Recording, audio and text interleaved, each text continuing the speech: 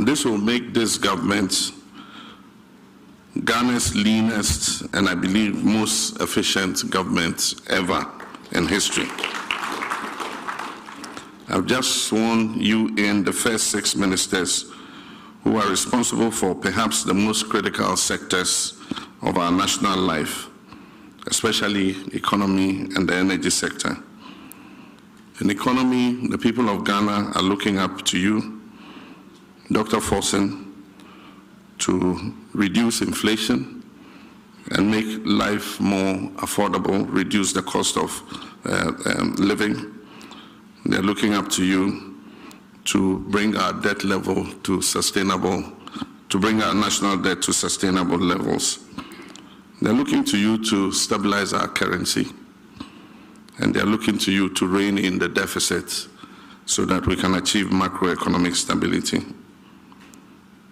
To you, the Honorable Minister of Energy, Mr. John Ablai Jinapon, Ghanaians are looking for stable and efficient power supply.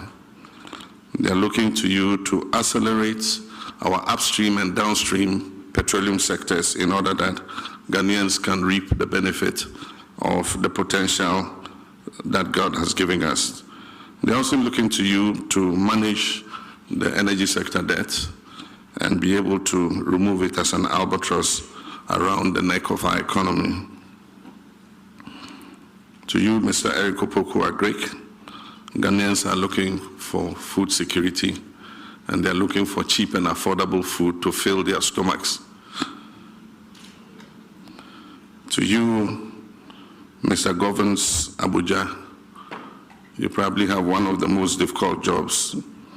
Everybody in Ghana is complaining about bad roads. You have the duty not only to maintain existing roads, but to provide new roads for smooth transportation. And probably one of the most difficult and complex sectors, and that is education. The Honorable Haruna Idrisu is supposed to work for the people of Ghana to ensure quality education and to ensure that we equip our young people with the skills that they need to go into the world of work.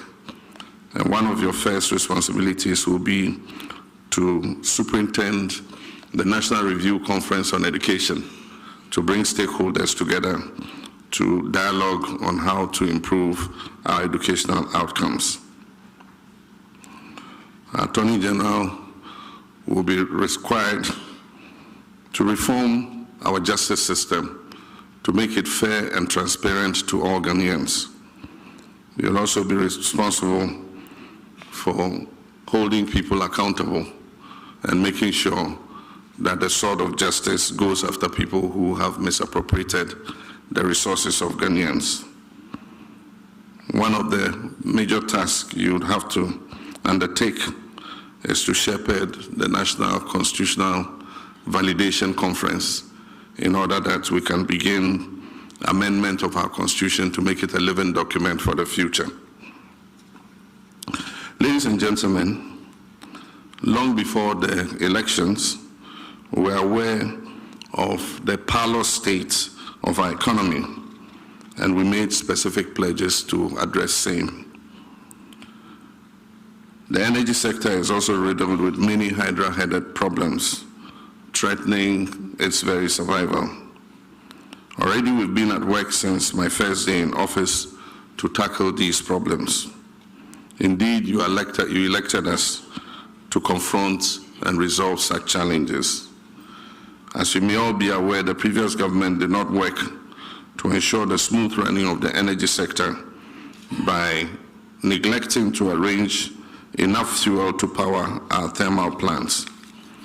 This was important because of the known scheduled maintenance work that was to take place on the West African gas pipeline, which is responsible for bringing in significant gas for the thermal plants that we have in our Eastern Enclave. Through determined efforts, I can report that we have now averted the looming threat of power outages.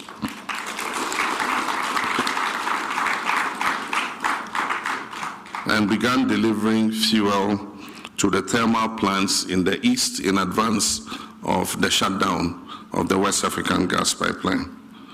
And Honorable Jinapo, I want to congratulate you for working very hard. Similar timely interventions have been necessary in areas such as education, where an acute food shortage was a major problem when schools were ordered to reopen on 3rd January. We have put in short-term measures to ensure that our children have adequate food so that they can go ahead with their learning. These are short-term measures and will help to keep our children in school, even as we strategize on streamlining the supply of food to schools and pay off arrears that are owed to schools, some dating from as far back as 2021. Over the weekend, I announced that a committee of eminent legal and governance experts would lead the process for a comprehensive review of the 1992 Constitution, taking into account the work that was done by previous committees. This will ensure that we refine our Constitution to meet the current exigencies and stand the test of time to meet present and future needs.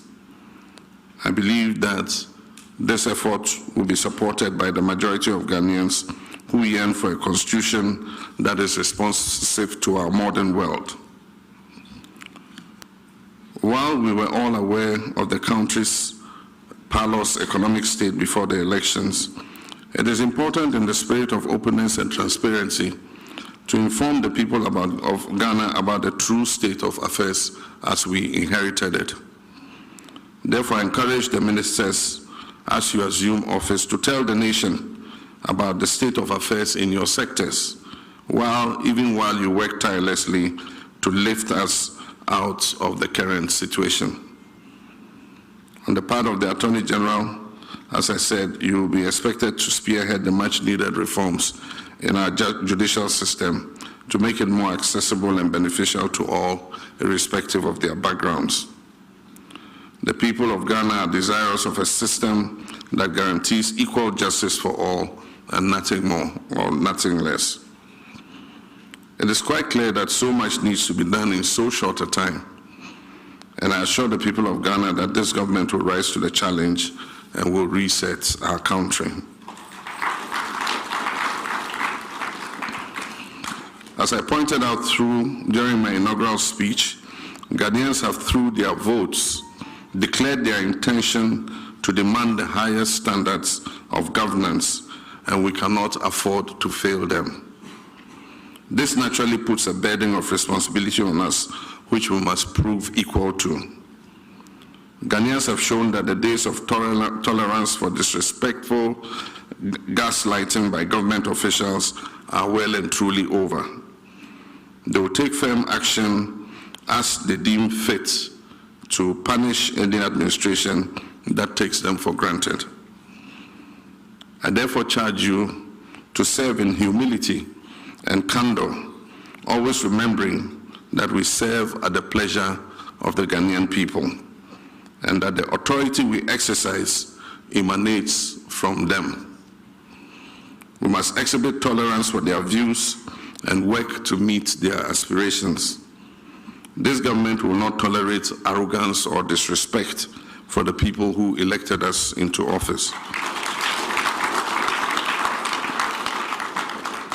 Modesty and prudence must be the guiding principle upon which you, myself, and our Vice President fashion our governance. The people of Ghana will hold us accountable for the trust that they have placed in our hands. It cannot be business as usual. We must be transparent and fair in all our dealings. The anti-corruption institutions will be empowered to investigate and deal with any appointee who falls foul of the law. I expect all of you to begin the process of declaring your assets. The Chief of Staff will announce the cutoff date by which time all eligible appointees should have deposited their assets declaration forms with the Auditor General. I wish all of you good luck in your duties, and I pledge to work with you and give you the needed support, myself and Nana Jane, in the interest of working for the Ghanaian people. I thank you, and may God bless you.